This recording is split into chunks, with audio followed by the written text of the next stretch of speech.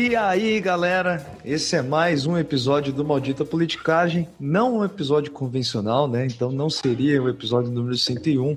A gente vai dar sequência aqui naquele novo formato de episódios, né? Mensais, de mesas redondas.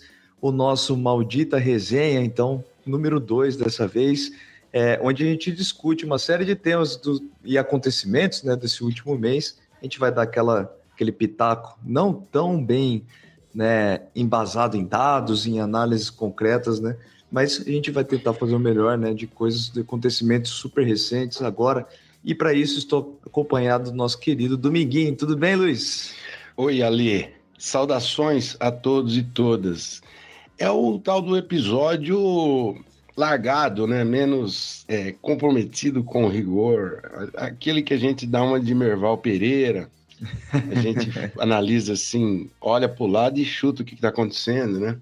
Gostaria de começar, só antes de começar, fazer algumas menções aqui. O negócio é o seguinte, nós ficamos atônitos, perturbados, que o episódio do Lenin não deu a audiência que a gente pensou que ia dar, porque as pessoas estavam animadas.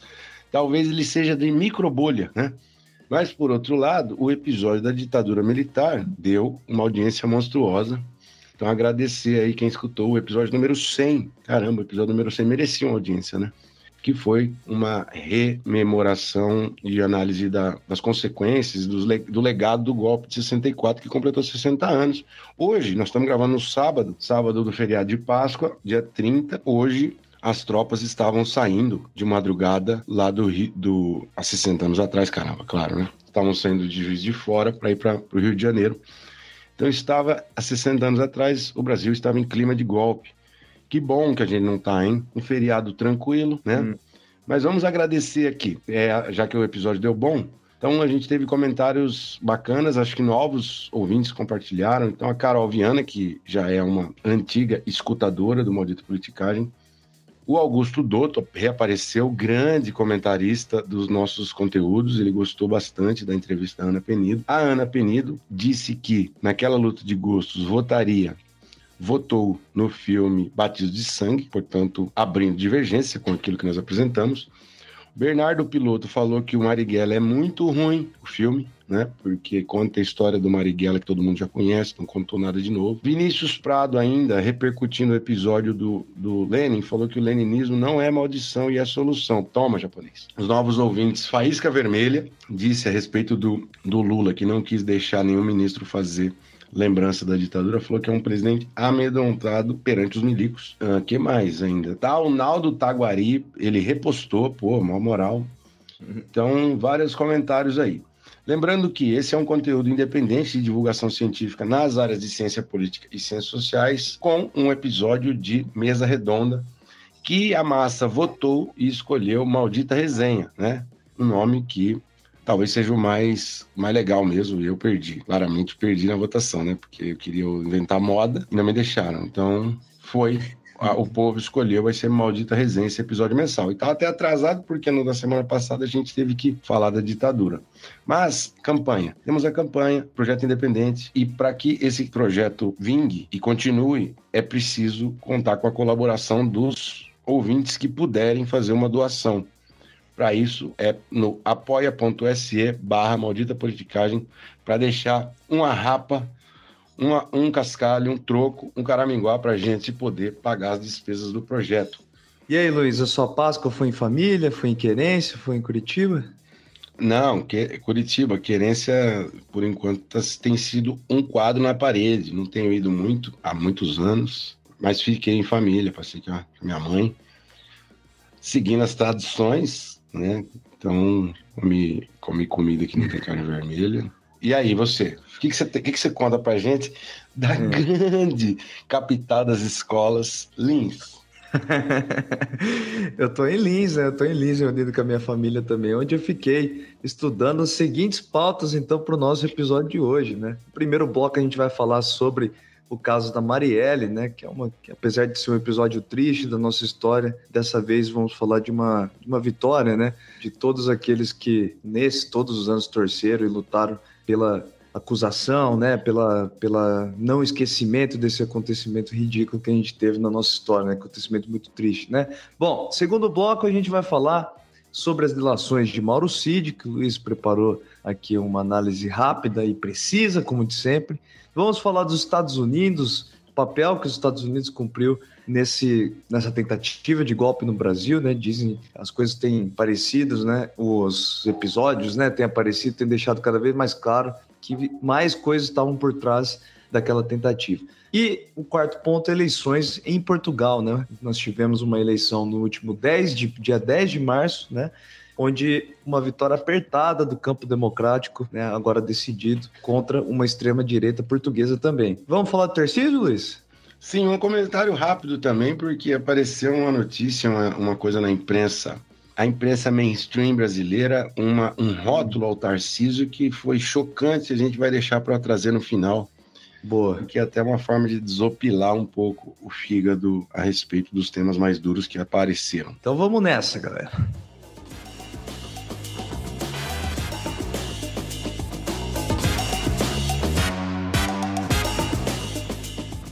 Bom, Luiz, então vamos começar com o caso do assassinato, né, da Marielle Franco, que parece que finalmente estamos chegando a um desfecho, né, um desfecho com a solução do caso.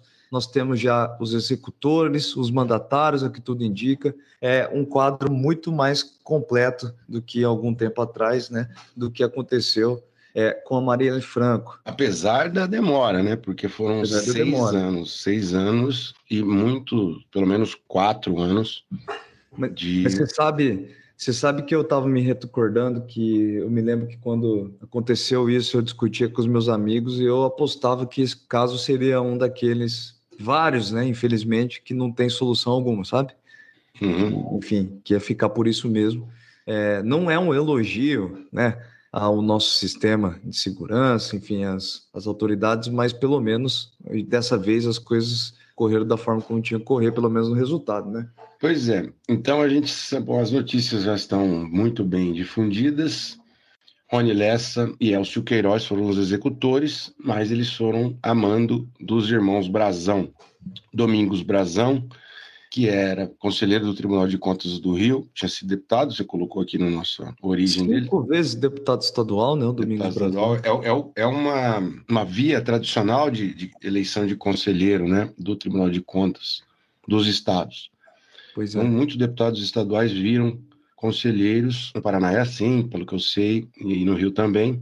E o irmão do Domingos Brazão, que estava iniciando a carreira política naquele período, tinha sido eleito vereador, o Chiquinho Brazão. Mas na verdade não era o início da carreira, não, né? Já tinha sido 16 anos vereador. Cara. Ah, é? Então viajei, mas aí ele dali, logo em seguida, em 18 mesmo, ele já se elegeu deputado federal, no ano do crime. E junto a eles, o Nivaldo Pereira, que foi o chefe de polícia civil, nomeado na véspera do crime e que foi o principal responsável por ocultar a prova, dificultar a investigação. Ao que tudo indica, participou até do planejamento dessa frente do crime, que era encobrir as provas.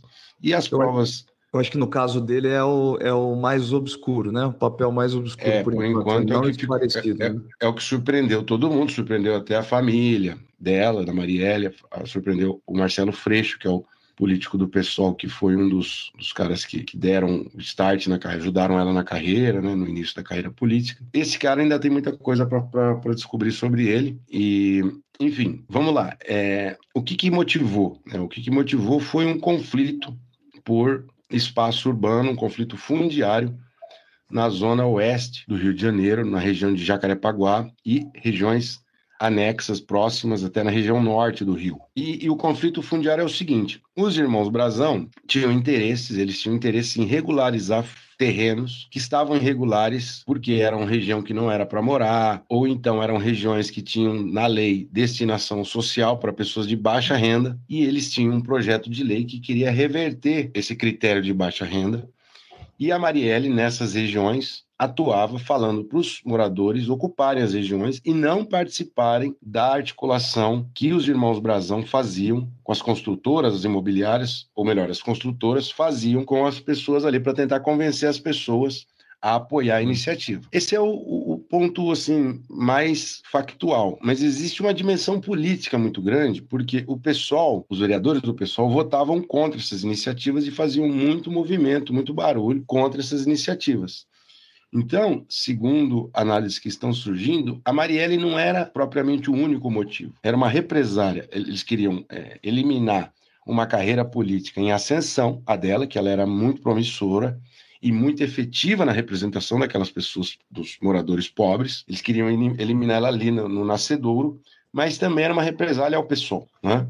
Tanto que tinha um infiltrado dos irmãos Brazão, que era militante, entre aspas, do PSOL, que fazia relatos, e o Rony Lessa dizia até que o relato desse infiltrado hiperdimensionava o papel da Marielle, que o PSOL, como um todo, era ele próprio o maior encalço nos pés, no calcanhar dos Brazão. Então era uma espécie de aviso para o PSOL. Então ela foi ali também, não só pela figura dela já, mas também para dar um alerta, um aviso ao PSOL. Então é um crime eminentemente político em dupla dimensão, né? Porque, primeiro, mata uma vereadora opositor, e segundo, porque bloqueia a representação das camadas mais vulneráveis da periferia do Rio, né? Então isso é um crime hiperpolítico em tantas dimensões, são várias camadas de crime político.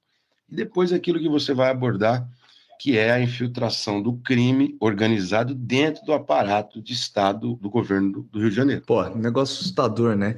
Bom, nós temos como executores, né, esses já apareceram bastante, né, nas últimas semanas, em todos os jornais, o Rony Lessa, que é um ex-membro de um Esquadrão da Morte, né, um Esquadrão Lecoq, ex-membro do BOPE também, que acabou sendo, pelo que eu entendi, ele é aposentado por invalidez, né, porque ele foi atingido por uma bomba e limitou, né, as movimentações dele com as pernas, e ele estava acompanhado do Elcio Queiroz, que é um ex-sargento da PM, da Polícia Militar do Rio de Janeiro também.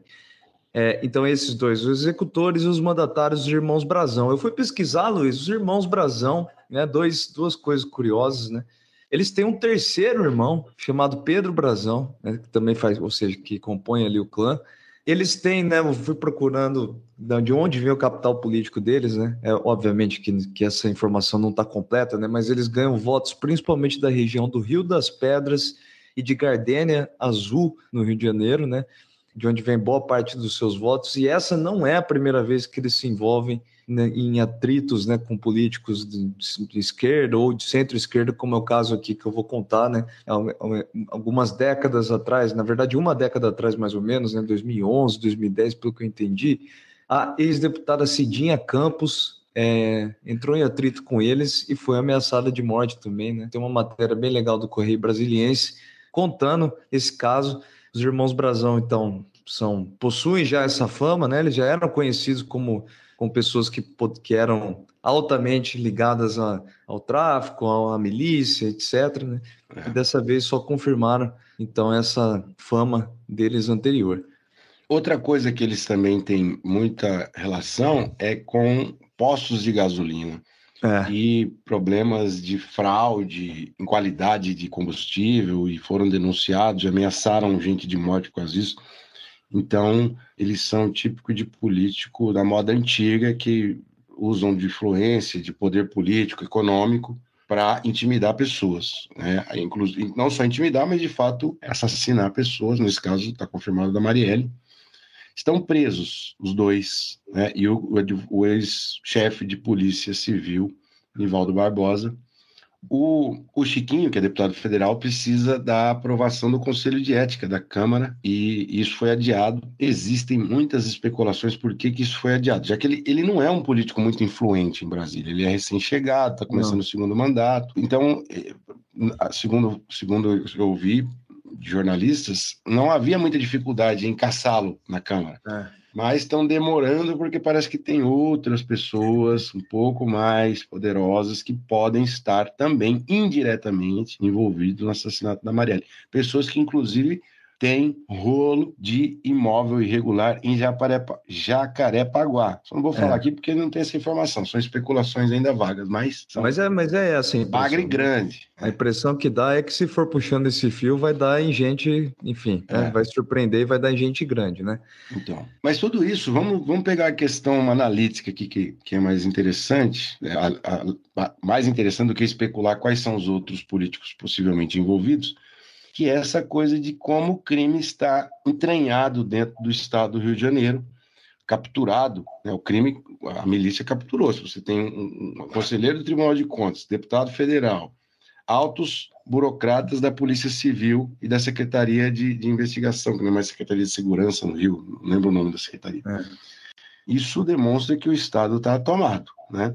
E esse é um problema que se reflete em vários outros aspectos da vida do carioca, do fluminense. Por exemplo, o estado do Rio de Janeiro tem, nos últimos 15 anos, segundo o levantamento do Globo, 40 mortes de políticos. A maioria vereadores, como o caso da Marielle, mas vereadores na Baixada Fluminense. Isso, pô, é um negócio maluco. Se os políticos, inclusive os do governo federal, né, deputados federais e todos os senadores fluminenses, não olharem para isso, para tentar mudar o curso dessa história, a carreira política de todo mundo tem risco, porque se você tem uma semelhança entre a dinâmica, uma semelhança territorial, os deputados e vereadores, eles fazem votos em bairros, e é assim que funciona a milícia. Então, em algumas regiões, ocorre uma espécie de sobreposição entre a votação do vereador ou do deputado e os grupos de milícia que ocupam aquele território. É uma coisa que se encaixa como uma luva. Só que essas milícias não vivem uma paz de cemitério para sempre, porque tem conflito por espaço. Então, se houver esse tipo de conflito por espaço entre os grupos milicianos e o tráfico, e se isso se reflete num conflito armado entre os representantes, vai ser um morticínio de político a cada crise de disputa de território. Se os políticos não tentarem resolver isso, eles vão estar colocando eles próprios na reta, entende? Então é uma loucura. E não vai acontecer nada, provavelmente, porque não há nenhuma iniciativa de transformar isso numa pauta de política pública para mexer nisso. Mas, mais grave do que o que acontece com os políticos, são os dados a respeito do esclarecimento dos homicídios no Rio de Janeiro. Então, tem um dado do Ministério Público do Estado do Rio de Janeiro, que eu peguei no perfil do Twitter da Joana Monteiro, que é professora da Fundação Getúlio Vargas, das ocorrências de homicídio que foram só no ano de 2015, ela pega esse dado porque 2015 para cá já teria dado tempo de solucionar e julgar o crime. Por isso que o período... Esse dado não muda pouca coisa todo ano. 60% das investigações estão em andamento, portanto, sem solução. Então, a cada 10 mortes ocorridas em 2015, 6 estão sem esclarecimento. Mortes por arma, né? Mortes por homicídio. Dessas, você tem 14% que receberam denúncia para entrar num processo judicial. A denúncia da polícia que daí o Ministério Público processa. Esses são os crimes que estão esclarecidos, certo? 20% são arquivados, portanto, ninguém sabe nada porque falta prova. Então, você tem entre os que estão em andamento e os arquivados, 80%. É sinistro. É sinistro. Então, que é o direito civil mais básico. É o direito à vida e a você ter o livre trânsito na cidade. Se isso é violado por meio de um assassinato, isso tem que ser esclarecido. Se não é esclarecido e não é investigado, o elemento básico do direito civil, que é ir e vir e ter uma vida civil convencional, não está disponível no estado do Rio de Janeiro. É uma coisa, é período pré-liberal. É pré-liberal. Outra coisa que eu preciso, eu acho que a longo prazo, né, colocar em mente, uma coisa que você chegou a falar rapidamente aí, mencionou, mas é essa situação de um para-estado, né? Porque só é possível fazer isso com um serviço que deveria ter sido cumprido pelo Estado, por política pública estatal, e que na verdade, existe uma lacuna social de todos os jeitos, né, de serviços básicos que é preenchido por essa galera das milícias, né? Então, por que, né, eu fiquei interessado nessa coisa dos bairros, de onde eles ganham uma boa parte do voto. O que a família Brazão, o clã Brazão faz ali? Que tipo de coisa, de conexão eles têm com aquele local, né? E quantas desse tipo de clãs que são donos de territórios ali no Rio de Janeiro não existem? No Rio de Janeiro não, né? No Brasil inteiro, né? Mas é uma espécie de para-estado, né? Em vez do Estado cumprir esses papéis, né, você tem clãs, né, que fazem isso, que acabam ganhando legitimidade política para continuar no poder, porque são muitos anos. Eu fiquei assustado também, que são mais de 20 anos, cara. de 3 irmãos envolvidos claramente com essas coisas, com esse tipo de coisa suja, etc., e que estão presentes ali em bairros grandes, né, populosos do Rio de Janeiro. O número de votos deles é expressivo, na verdade, foi crescendo com o tempo. Alguns jornalistas e observadores, até dessas instituições, o Instituto Sou da Paz, eles já dizem que não é mais um Estado paralelo, que já é um crime, é o Estado, foi capturado. É o Estado. Isso, e só para fazer a conexão, o tipo de enrosco, o tipo de corrupção e de apagamento de prova que aconteceu no caso do assassinato da Marielle, acontece em escala dos milhares. Como eu estou dizendo, 3 mil mortes em 2015, mais de 2 mil não foram resolvidos. Pois é. Certo? Então, essa é a relação. A polícia que omitiu prova, que corrompeu prova à cena do crime, não coletaram corretamente os projéteis, as câmeras foram desligadas. Isso acontece em escala gigante. A Marielle é o caso mais proeminente por conta da circunstância e por causa da simbologia política, né? Mas isso acontece com um monte de gente, com civis normais, com pessoas, outros tipos de militantes. Então, uma coisa que é o caso Amarildo, aquela criança que teve a cabeça atingida por um fuzil em 2015, 2014. Então, são coisas que são triviais, sem esclarecimento. Por quê? Porque a polícia é um agente de obstruir a investigação e o esclarecimento dos crimes. Seria isso a relação. Pois é, a gente poderia pensar que o caso da Marielle seja um início, né, de uma mudança, mas cá entre nós não vai ser, né? Não. Vai ser apenas um símbolo, né, um importante símbolo, aliás, né, mas é difícil que essa estrutura ganhe um abalo por causa desse caso, né?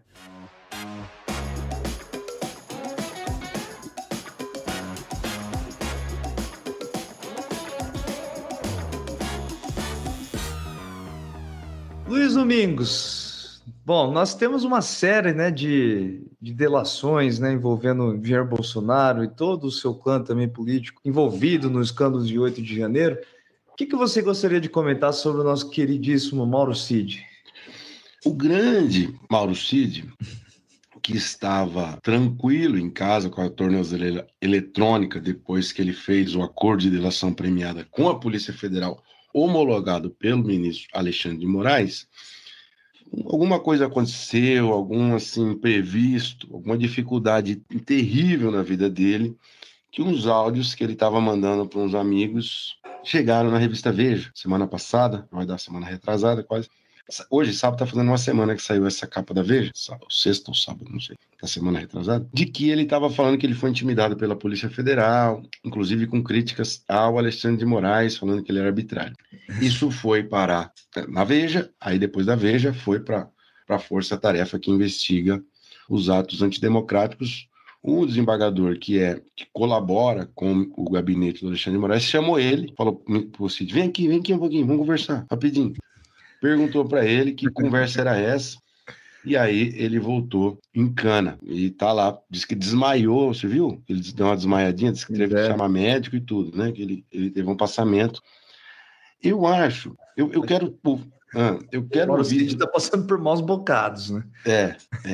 Eu queria saber dos ouvintes, jornalistas, estudantes de jornalismo, ou jornalistas já militantes, se isso que a Veja fez é uma coisa que dá para discutir, ou se é normal, que tinha uma notícia e tinha que divulgar, porque eu acho uma coisa extremamente tosca, né? Ele faz parte de um script comum do bolsonarismo, tentar milindrar, tentar jogar suspeita sobre determinada investigação. E era isso.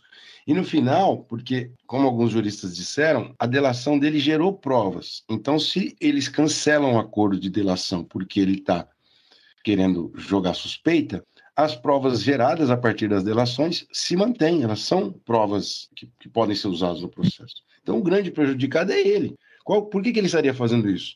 Para gerar uma narrativa, inclusive utilizável nas eleições desse ano para prefeito, de que o Supremo é arbitrário, tem participação politizada. Eu acho que essa é a intenção. Mas o grande prejudicado é ele, porque se cancela a colaboração premiada, ele não fica em casa, tranquilo. Ele não fica só de tornozeleira eletrônica, ele fica numa piorzinha lá na Papuda, entendeu? Então, E aí, por isso que eu fiquei encucado. Se isso é notícia mesmo, eu acho que é, talvez, mas, pô, a Veja, ela é famosa por fazer isso, né? Ela gera uns factoides e tal, e, sabe, eu achei que foi um assunto extremamente... Não, eu gostei dessa sua lembrança. Esse negócio, a capa da Veja é uma coisa meio retrô, né? Você não lembra que dos tempos em Antigamente que a pauta era a capa da Veja, né? A Veja, ela pautava a política, o noticiário, as conversas de família, as conversas de botequim. Tá em total queda, né? Mas ela voltou, agora volta e meia ela faz umas dessas. Mas Isso. ainda bem, né? A gente lembrou que bom que é um país que não depende das capas da Veja, porque senão nós estaríamos aqui fazendo um episódio especial sobre quão coitado é o Maurício. Teria que ter comprado a Veja, né? Teria que ter É. comprado a Veja na banca, imagina que coisa. Pô, e era caro, né? Eu não a lembro, porque a minha família Eu acho que, assinou sei lá, durante se muito fosse tempo. colocar, eu tenho a impressão que se fosse hoje em dia, assim, custaria em torno de uns R$ 20, 20 15 reais para reais. passar raiva. 15 Então reais. hoje passa raiva na internet, né? É. Você sabe, quando eu era moleque, a minha mãe, quando ela queria fiscalizar o que a gente estava fazendo, sei lá, a gente estava brincando, muito criança mesmo, assim, ela sentava perto e ficava com a revista Veja. Mas era um olho na Veja e outro olho na gente, um olho fulminante. Bom, Deixa eu vamos, ver aqui se eu acho o preço da Veja. O vamos preço lá. da Veja são R$ 2? Não, não pode ser. Não, assinatura da Veja. Bom, depois a gente vê R$ 2 qual que é por, isso daí. por dia. Galera que compra ainda a Veja podia mandar pra gente qual que é o preço de uma revista Veja. O GG, que é um ex-proprietário de banca de revista e de jornal, né? Podia falar pra gente. É. Bom, e a próxima pauta? Essa aqui você violou todo o acordo e colocou aqui por si próprio, né? Os Estados Por que violei o Unidos. acordo? Não, porque a gente tinha feito a pauta, quando eu abri aqui tinha uma pauta nova. Não, eu adicionei, mas você tirou uma. Os Estados Unidos agindo contra o golpe no Brasil. Discorra. Não, na verdade é um complemento, né, ao Ah, episódio tá. 97 nosso, que nós, ainda naquele momento que a gente estava discutindo sobre a presença ou ausência dos fatores, né, no possível golpe de Jair Bolsonaro aqui no Brasil, a gente tinha poucas informações do que os Estados Unidos tinha feito. De fato, os Estados Unidos não tem um papel assim, fundamental, né, nessa coisa, mas, a que tudo indica, vem os dados recentes, né, as notícias recentes tem mostrado que o exército americano ele agiu pressionando, né, as Forças Armadas brasileiras a não apoiar o golpe aqui no dia 8 de janeiro. Né? Então, é uma história meio engraçada que o Oliver Stone, que o pessoal da Globo News ali levantou nessas últimas semanas, mas é que tudo indica, os Estados Unidos e o Brasil, né, as delegações se reuniram em determinado momento, durante o governo de Jair Bolsonaro, ainda antes das eleições, e o governo brasileiro, o pessoal do governo brasileiro começou a questionar que as eleições nos Estados Unidos eram fraudulentas. Veja que tática genial, né? O governo brasileiro falando para a comissão do Joe Biden que a eleição que tinha acabado de acontecer nos Estados Unidos era fraudulenta, né? Só que isso gerou colocou uma pulga atrás da orelha de um dos delegados dos Estados Unidos, o Jake Sullivan, que levantou a possibilidade desse mesmo tipo de ataque, né, de tentar deslegitimar o processo eleitoral, ocorresse também no Brasil. E aí, né, os Estados Unidos estavam de olho, né, no processo eleitoral nosso e, de alguma forma, estavam tentando que todo o processo, né, de atualização das urnas, da transparência dos dados, etc., tudo isso ocorresse de forma tranquila e lisa, para tentar neutralizar um possível golpe militar. Lembrando, né, os Estados Unidos não é nenhum santo, né, o país em si, mas não é interessante para os Estados Unidos abrir a possibilidade de um governo autoritário, não democrático no Brasil, né? E aqui isso poderia abrir, enfim, uma série de possibilidades para outras nações ganhar influência aqui. Mas o fato é que, então, Forças Armadas dos Estados Unidos, o exército americano, Deu uma emparedada. deu uma Paredou. emparedada, falou que ameaçou, na verdade, atirar o apoio com informações, com coisas Tem estratégicas, né? convênio, né, de Com o treinamento Brasil. de logística, Pois informações, logística, enfim. Essas cooperações, né, dos exércitos, e quem recebeu essa ameaça em algum momento acabou sendo o Mourão, né, o ex-vice-presidente do Brasil. Bom dia, aquele que fala, bom dia. E o Mourão, em algum momento, ele soltou mais ou menos informações que bateu com essas informações que surgiram agora sobre o governo americano. Ele falou: a gente não tem lá um golpe no Brasil, hoje não seria, enfim, não seria aplaudido pelas relações internacionais, etc. Enfim, parece que o quebra-cabeça tem ganhado novas peças. Mas a coisa que eu fiquei pensando. Fala, Pode falar. depois eu complemento. A coisa que eu fiquei pensando é que esse tipo de coisa me deixa mais assustado. E se fosse o Donald Trump? Pois é, mas aí é uma questão, é uma incerteza. É uma É uma incerteza porque as Forças Armadas Americanas, elas têm, né, alguma autonomia, né? Elas não apoiaram o próprio Trump lá quando ele tentou o golpe do Capitólio. Né? Mas tudo isso me faz pensar, né? Porque a que tudo indica, o governo Biden agiu ali. Assim. Eles agiram. Então, se eles agiram, né? Se a gente pensasse outro ator, é possível imaginar pelo menos um desfecho, pelo menos uma ação diferente, né?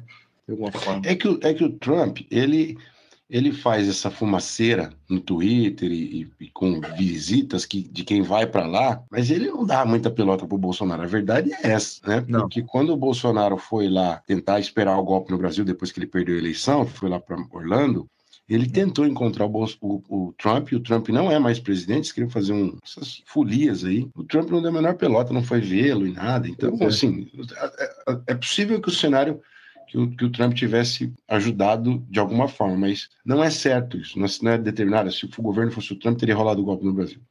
Bom, Luiz, se você fosse Jair Bolsonaro, tivesse que escolher um lugar para o seu asilo, você ia escolher os Estados Unidos de Donald Trump, a Hungria de Viktor Orbán ou Israel de Netanyahu? Acho que eu ficaria mais pro lado de lá, né? Não sei se Hungria ou Israel. Não, Israel não, porque só lugar ruim, né, bicho? Não, Estados Unidos, acho que Estados Unidos. Não que os lugares sejam ruins, imagina Budapeste, imagina, não. Nossa, não tá de brincadeira, são cidades muito famosas, deve ser muito interessantes. Mas com governos, né? Vixe, sei lá, não sei. Você tá me lascando. Eu falei brincando, não me lembrando, né? Porque ele foi lá buscar arrego com o Orbán, né? Ele dormiu, ele pernoitou lá na embaixada da Hungria, né? Ele pernoitou, você viu? Pegaram uns travesseiros macios para ele lá, rapaz. Hein? Negócio esquisito no último, essa viagem dele. Será que lá tem uma tabelinha? Lá no hotel da minha avó tinha pernoite simples, pernoite com ar-condicionado. Será que ele escolheu lá na Embaixada da Hungria? Hein? Pernoite com café da manhã? Isso é uma coisa, são vários preços. Mas eu senti que o Bolsonaro foi meio maltratado nesse negócio aí, viu? Eu acho que ele esperava uma coisa... Não, botaram um lençol lá de algodão egípcio para ele. Você não viu nas imagens? Coisa maravilhosa. 2 noites lá. Se fosse tão ruim, ele não teria ficado 2, teria ficado só uma. Comeu um goulash, uma rosca Agora, o Mourão, quando começou o governo lá em 2019, período tenebroso, era tão tosco que quando o Mourão falava, a galera falava, opa, esse aí não é tão... Parecia que era sumidade, a inteligência, né? Mas a bem da verdade é que ele deu bom dia a cavalo, né? No interior se fala isso, né? Quando dá bom dia a cavalo é aquele cara que conversa à toa, fala demais, né? E o Mourão sempre falou muito, inclusive deu a entender que houve esse enquadro internacional nas Forças Armadas Brasileiras para que eles ficassem pianinhos. Aliás, ele tá meio em silêncio, né, ultimamente, né? Sumiu. Tá quietinho no Senado lá, né? Ganhando os trocos dele. Bom, para a última pauta. Vamos lá. Eleições em Portugal, Luiz. Você acompanhou essa? Acompanhei a eleição propriamente, né? Quando deu lá o estouro da extrema-direita. Agora, essa semana que eles fizeram a eleição do primeiro-ministro, você que tem aí as informações quentes para a gente, porque existe essa coisa, né? No parlamentarismo, a população elege o parlamento e o parlamento fica algum tempo lá negociando para escolher o primeiro-ministro. Isso foi umas 2 semanas de negociação, né? Pois é. Então, só para lembrar, né? O Portugal tem presenciado uma onda grande anti-migratória, né? Boa parte da população tem protestado, tem reclamado da presença de imigrantes, entre os imigrantes, uma das maiores parcelas brasileiros, né? Que vivem em Portugal. Mas também movimentos anti-ciganos, anti-islâmicos, enfim, xenofobia, com todas as letras lá no país dos nossos parceiros tugas. Bom, as eleições do dia 10 de março, então, trouxeram de um lado, né, na centro-direita, os tradicionais Partido Social Democrata e o Centro Democrático Social, que formavam a Aliança Democrática, né, centro-direita tradicional no país. Do outro lado, o partido que estava no poder, né, o Partido Socialista Português, o PS. A princípio, eram essas duas grandes forças e tinha correndo por fora, né, uma ala chamada Chega, da extrema-direita, pelo nome, né, já tem todos os indicadores, né, toda a estética da extrema-direita, né, ou a falta de estética. Bom, que tinha 7%, teve 7% em 2021, e que corria por fora, né, liderada pelo André Ventura, que se vocês procurarem aí, vocês vão ver as frases geniais que ele solta por aí. Bom, outra figura, esse André Ventura, era comentarista esportivo, né? Pois é. É outra figura que vem da mídia, tipo o Milei, tipo o presidente da Ucrânia, os caras que nascem na televisão e vão para a política. Não, e todos esses caras têm uma bandeira tosquíssima que eles abraçam para levantar, né? Então, por exemplo, o André Ventura, ele fala que tinha que existir castração para todos aqueles que são acusados de alguns crimes lá. Bom, castração, expulsar todos os imigrantes, aquela coisa, aquele filme, roteiro que a gente já sabe. O fato é que o resultado acabou surpreendendo um pouco, muito, na verdade, a centro-direita portuguesa, que esperava ter um resultado melhor. Apesar, então, da Aliança Democrática ter tido maior número de votos, né, eles ficaram com 28%, quase no empate técnico com a centro-esquerda do Partido Socialista, que também teve 28% ali na segunda casa ali, só que eles foram ganhar o desempate. Bom, o resultado final, então, não dava para fechar governo dentro dos partidos de aliança. Com um partido só. Aliança com uma coligação só, né? A Aliança Democrática ficava longe, mesmo se pudesse se aliar com a ala mais liberal, né? Ele não passava de 40%. A esquerda também ficou longe. Por isso tudo porque o Chega, que tinha, de novo, né, repito, teve 7% em 2021, esse ano teve 18% dos votos. A extrema-direita, então, conseguiu 50 deputados, cresceu pra caramba e melou os planos da direita tradicional. E aí, como o Luiz falou, ficaram várias semanas negociando e chegaram num acordo surpreendente, porque estava todo mundo esperando, né, se a centro-direita ia abraçar a extrema-direita, né? Uhum. O que aconteceu, na verdade, em Portugal foi o Partido Social Democrata e o Partido Socialista somarem forças. Centro-esquerda e centro-direita, então, se uniram, costuraram um acordo onde eles vão meiar, né? Lembra desse Sim. palavra? Eles vão meiar. Sim. A presidência da Assembleia Legislativa. Uhum. Então, durante 2 anos vai ficar... E meiar o gabinete. Né? Meiar gabinete, meiar tudo, né? 2 anos dos ministros, né? Perfeito. 2 anos de Partido Social Democrata e 2 anos de Partido Socialista. Tudo isso para apoiar o novo presidente que vai ser... Esqueci o nome, porra. Mas, então, você imagina se o Valdemar fosse um dos líderes desses partidos lá, ele abraçava o Chega e falava, vamos, meu neném, hein? Pois é. Que são líderes programáticos em Portugal. Mesmo o cara de direita vê que a extrema-direita é uma ameaça e faz a aliança para governar com a esquerda. Então, o novo primeiro-ministro, então, de Luís Montenegro, né? Esse nome bonito, né? Nome pomposo nessa nova liderança portuguesa, então, do Partido Centro-Direita. Então é isso, né?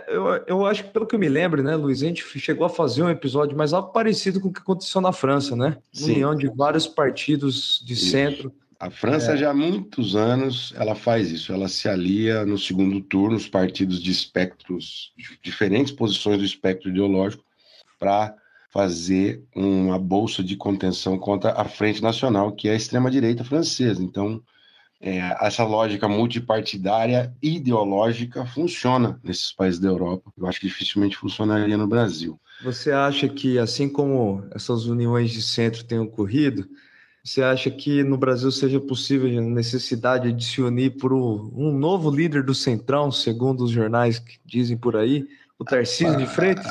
Eu fiquei estupefaciado. É brincadeira, tá, galera? Chamar o Tarcísio de centro é mais ou menos o mesmo. Eu fico com uma raiva disso, porque é o mesmo papo, mesma lógica ali do Mourão, né? Tinha aquele bando de gente tosca, o cara sabe pentear o cabelo, ele é de centro. Né? Pô, exato. Não, o Tarcísio só se ele estiver no centro da extrema-direita. Mas assim, vamos contextualizar para o ouvinte aqui, uai. Uma revista brasileira, ao longo dessa semana que está terminando agora, aqui na sexta-feira e sábado de Páscoa, lançou uma matéria cujo título é Tarcísio é o melhor colocado nas pesquisas como candidato de centro. Manchete. Adivinha qual revista? Chuta, Veja. Revista Veja, pô. E um instituto de pesquisa, um instituto chamado Paraná Pesquisas, que desfruta de grande reputação por seus acertos em várias campanhas, enfim, um instituto do Paraná. Paraná Pesquisa, ele seria da onde, né? Ele seria de que lugar? Mas segundo o levantamento do Paraná Pesquisa, o Tarcísio era mais bem colocado. Não vou puxar os números, que não importa aqui. Mas o chocante é essa coisa de tentar forjar um candidato com uma posição que não é a dele. Por mais que o Tarcísio seja um cara que já tenha atuado assim, em cargos de segundo escalão no governo da Dilma, ele frequenta partidos de direita e a guinada dele para a extrema-direita é elementar. Tanto que o que ele está fazendo, a matança que ele está fazendo na Baixada Santista, é uma política típica de direita. É a Operação Escudo, que, enfim, já matou 51 pessoas em pouco mais de um mês, 2 meses, talvez. Não tem nenhum embasamento chamar o cara de centro, nem centro-direita, direita, não tem nada disso, é extrema-direita. A gente podia pensar em uma coisa assim, tipo um momento, um prêmio cara de pau da imprensa brasileira de tentar maquiar candidatos, né? É brincadeira isso, eles sempre fazem isso. Daqui a pouco vamos falar que a Michelle, que é a próxima, também uma das cotadas para ser candidata a presidente, é uma candidata de centro. Ela faz um culto evangélico e vão falar que ela é de centro. Isso é de brincadeira. Então, isso, então vai ficar longo, né, Luiz? Acho que é isso, né? É isso aí, galera. A gente tem muitos temas para entrar nesse novo formato. Tô errando tudo, né? A concordância. Para entrar no novo formato que agora já está martelado, que vai ser o Maldita Resenha, nós temos os temas descriminalização da maconha, que está em votação no Supremo e vai entrar em votação no Senado, um conflito entre os poderes. Temos a proposta de fim da reeleição e 10 anos do mandato de senador. O que vocês acham de 10 anos de mandato de senador? Temos várias pautas, essas pautas vão se sucedendo, elas vão acontecer nas próximas semanas, mas a gente também quer sugestões de vocês do que a gente pode colocar nesse episódio, que é um episódio inspirado no Guga Chakra, no Merval Pereira, nos grandes comentaristas da política brasileira, para a gente fazer aqui uma mesa redonda de política daquilo que está acontecendo no momento no Brasil e, eventualmente, até no mundo, certo? É isso? Então, mandem suas dicas, suas discordâncias e aqueles que estão chegando, porque foram muitos ouvintes novos essa semana, agradecer que vocês ouviram, que gostaram e que comentaram, aqueles que a gente mencionou no começo, um salve para todo mundo e... Se você gostou, sapeca 5 estrelinhas pra gente, né não? Luiz, cafezinho com o Merval ou cafezinho com o Guga Chakra? Aí você me lascou, aí você eu acho que com o Guga Chakra. E você? Não, eu não tenho dúvidas. O Merval eu tenho um ódio total, cara. Eu acho que sempre ele quer passar uma de neutrão e acaba dando... acaba sendo... Sabe? Não, eu não gosto de nenhum, não gosto não sou partidário de ninguém. E no final é sempre contra a esquerda, cara. Impressionante, velho. Ele é neutro contra a esquerda, né? Então, beleza. É isso. Então, um abraço também, galera. Um abraço. Outra coisa. Só ressaltando aqui, gente, nós temos, né, o YouTube, e eu acho que esse episódio, inclusive, de hoje, né, essas nossas malditas resenhas aqui, estarão disponíveis no YouTube com vídeo. Não que vocês que estão nos ouvindo no Spotify, no Amazon, estejam perdendo muitas coisas. Eu estou dizendo aqui, né? Eu e o Luiz, nós temos a aparência duvidosa e atrás de mim eu tenho um quadro, Luiz, tá vendo aqui? Tem. Esse quadro... Uma vez a gente estava reorganizando a decoração daqui de casa, a gente falou, mãe, esse quadro aqui eu acho que tá na hora de gente trocar ele. E ela ficou muito brava, colocou ele no lugar de mais destaque ainda, porque tá escrito ali, ó, tá vendo? A autora é ela mesma. Ela que pintou. então é isso. Beleza. Um abraço, galera.